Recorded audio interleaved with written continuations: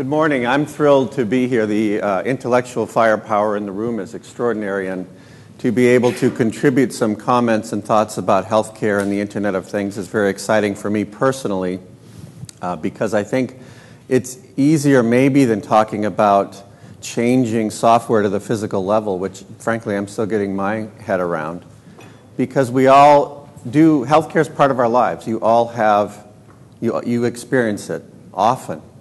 My guess is, though, that you experience it by visiting someone in a physical space when you don't feel well, or maybe for preventative care.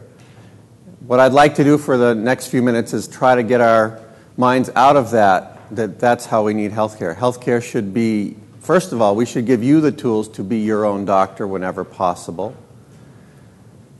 When you need a provider, it should be following you continuously and continuously updating, and I'll talk more about what that means as well.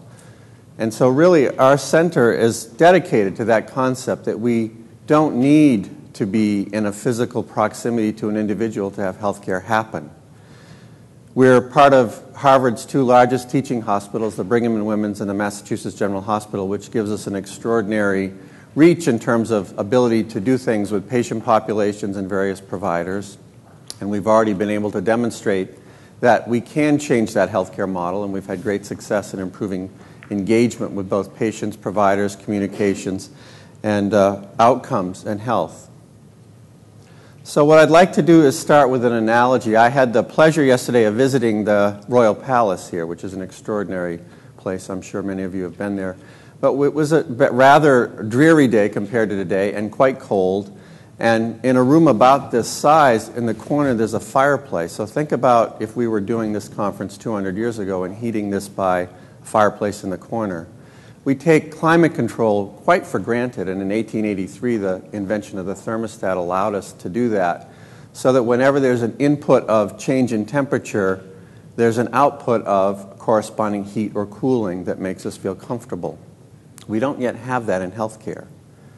Think about how we manage high blood pressure. You visit your doctor maybe twice a year. Your doctor or the nurse takes your blood pressure, and the decisions are made on how to prescribe medication for you or not based on that. 99.999% of the time you walk around with blood pressure, but we're not catching that. And that really needs to change, and we have the opportunity to change that now. So in healthcare, we haven't reached the late 1800s yet. We're still not, we don't have the thermostat, and connected health can provide us with that. These are some examples of just technologies on the sensor and hub side that are really changing how we can do inputs to healthcare. So the Corventis Band-Aid, which is on the top left hand, is one of my favorites. You slap it on your chest. It's a wear and forget sensor. It tracks activity. It tracks the fluid level in your chest. It's a heart failure application. Variety of other things, and then in a week you throw it away and just slap a new one on, and it continues to track these things about you continuously with wireless output. On the bottom right, by contrast, is a glucometer made by a firm called Telcare in the US that has an embedded wireless mobile 3G chip in it. So you have this really interesting dynamic now in healthcare sensors of some of them communicating with home hubs in a continuous way, getting continuous output by either low power radio, Bluetooth, something like that. Or this other group of people who think that the sensor, they're all going to have their own 3G wireless or 4G, whatever the chipset is at the time, built in with them. I don't know how that's going to turn out, but it's really giving us a fantastic substrate to do connected health with even today. So again, the idea that we get one data point in time just must be thrown out. We already have the technology to do that, and it's only getting better and better and better. So we can track everything about you now. There are groups of people who meet around the world. They're called quantified selfers, and if you have a chance to visit quantifiedself.org, I would recommend you do so, because it's people who are measuring things, learning about how those measurements affect their life and their health, reporting out, forming teams, doing things, having meetups, and learning how to be their own doctor is really what it boils down to, and they're having fabulous success. I tell people that if we could just convince of our patients to do that, then we'd put ourselves out of business, because if you get that motivated about tracking stuff about your health, then the rest is easy. So we can track everything, and then we can share it.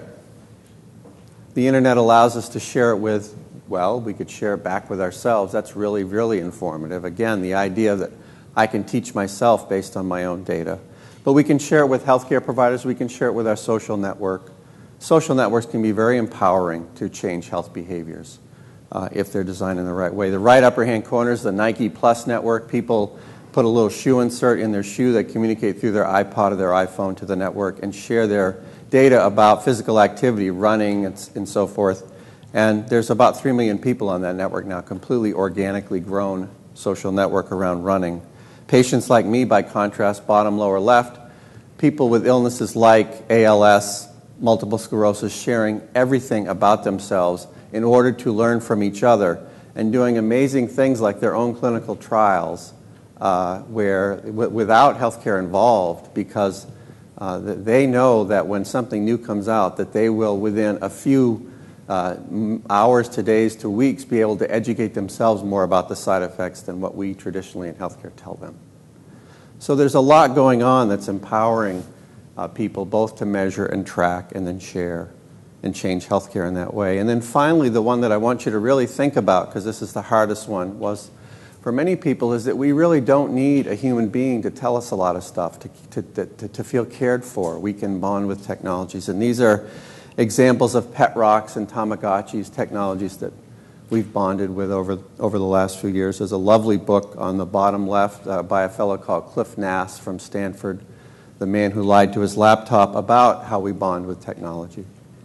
And that's a picture of Karen, the virtual coach, who we used to meet with people virtually 3 times a week during a program where we were testing how well people could adhere to their step counts. And the people who had 3 meetings a week with Karen, the virtual coach, did about 3 times better at adhering to their step count regimen than people who didn't. And they would say things at the end of the experiment like, "I'll miss you," to this woman. I had guys asking me for her mobile number. So we really do bond with technology, and we don't need a human being for everything. And that's probably the hardest thing, I think, in healthcare to get over, frankly. And that's the real nut of this conference, is how we can use technology. So in a minute, I'm going to share an example from start to finish of how this has worked in our group and come to a commercializable product that's on the market now. So mobile health has tremendous, I think, potential. Remember, right, the other thing to just keep in mind is we don't have enough healthcare providers to go around today to meet all the needs we have in healthcare. We've already lost that battle. We can't train them fast enough. And the growth in chronic illness in at least the developed world, and certainly coming in the developing world, is so striking that we can't do it. We won't be able to do it with face-to-face visits in offices and hospitals. It just won't be able to be done. We have to move beyond that. That's not an option. So there's tremendous opportunity.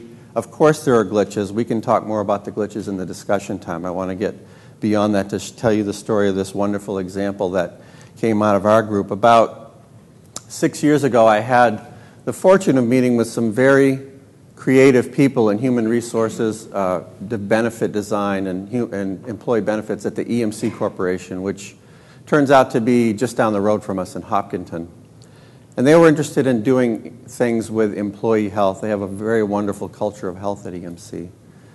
And we were interested in doing clinical trials. We thought that it might be fun for a nonprofit healthcare organization to provide services directly to an employer, and what would that look like, and what would that mean to our value chain? So we were interested from a number of perspectives in getting involved. They embraced the idea of doing a clinical trial, which is, again, is quite unusual for a U.S. employer. And we said, we'll set half of the people in this trial up with a blood pressure device that wirelessly sends their blood pressure to a very rudimentary rules engine. And that rules engine will fire messages to them that are automated coaching messages about how they're doing with their blood pressure. Your blood pressure is not doing so hot. Maybe you should look at your lifestyle. Here are 5 things you can do to change your lifestyle that might affect your blood pressure. Or your blood pressure is high enough that you probably should see your doctor. Things like that. Or, in contrast, your blood pressure is doing really well. Congratulations. Last week it was higher. It's going in the right direction. You must be doing good things with your diet and exercise. Simple kinds of binary, really. Nothing as advanced yet as artificial intelligence. But half of the people had access to that, and half just had a blood pressure cuff in the gym where they could measure their blood pressure. And these were the results. So on the left, we have a 10 millimeter drop in systolic. On the right, a 5 millimeter drop in diastolic, both clinically relevant results. And in both cases, the intervention group did statistically better than the control group by a large margin. So this was really exciting for us, that we could set up this automated system that would improve healthcare. We didn't involve a doctor unless the patient wanted to. They could go out and see their doctor. We certainly didn't prohibit that, but we didn't get them directly involved with a doctor in any of this. And they did better. And EMC said, okay, we're ready to buy this as a service now. And we kind of blanched. The blood drained from my face, because that's not what we do. we're an organization that spurs innovation. We don't offer services to a large degree.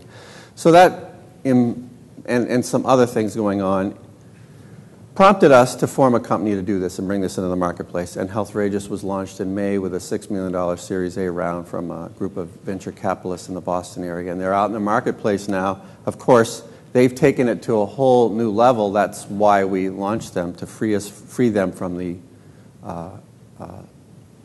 bonds of a nonprofit system. Any device input into this very, very highly specialized now intelligence platform that gets to know you better and better and better with all the inputs, and starts to message to you in whatever ways you want to give you the highest customized healthcare advice that we can, and make you feel cared for, again, in the absence of having a doctor involved. So they're out in the marketplace having good initial success. So in conclusion, I think mHealth has great potential. I think the holdup in healthcare is really psychological, that we insist, doctors in particular, insist that we have to see the patients to get something done. People generally instinctively think they have to go to a doctor to get something done, and sadly we have to move beyond that. The economics of the situation can't support it, nor can the numbers of people involved. So for that reason, M2M has huge potential in healthcare. We have to get beyond a couple of psychological barriers. There's a couple of technical and regulatory as well. I thank you for your time. If you want to learn more about what we do, there's our website. We send out a monthly newsletter. We'll probably end up putting you all on it after this.